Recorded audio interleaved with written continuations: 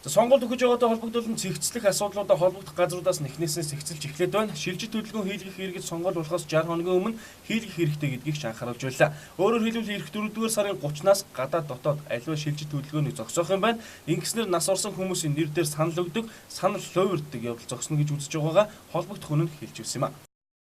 Одоо 4 сарын 30-нд зогсох учраас манайх шилжилт хөдөлгөөний бүртгэлийг орон нутагт сумын бүртгэгч нийслэлийн хэмжээнд хорооны бүртгэлийн ажилтан хийж гүйцэтгэдэг. Өөрөөр хэлбэл 500 гаруй нэгж дээр шилжилт хөдөлгөөний бүртгэл хийгдэж байгаа. За энэ 4 сарын 30 загсна. Өнөөдрийн байдлаар бол иргэдийн одоо ердийн шилжилт хөдөлгөөн бол хэвээрээ явж байна. За мөн энэ хуулиар бол сонгох шилжилтийн асуудал яригддаг.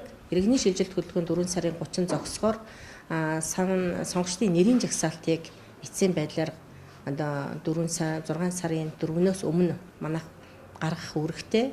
Гаргаа санал өгөх байран дээр бол тавигдана. Ингэснээр бол сонгуулийн насны иргэд өөрийнхөө санал авах байран дээр очиж өөрийнхөө мэдээлэлтэй танилцах бүрэн бололцоотой. За энэ үеэс эхлээд сонгох шилжилт гэдэг асуудал яригдана. Өөрөөр хэлбэл одоо ямар нэгэн ажлаар хөдөө орон нутагт юм уу одоо хөдөө орон нутгаас нийслэлд шилжиж одоо ажиллах хүмүүс бол сонгох шилжилтээр одоо санал өгөх боломжтой. За ингээд сонгогчийн санал өгөх бол санал авахаас 14 хоногийн өмнө зогсно. 14 хоногийн өмнө зогсоод тухайн одоо сонгогч санал авахаас 10 хоногийн өмнө заавал одоо санал өгөх байранд заавал мэдэгдсэн байх үүрэгтэй.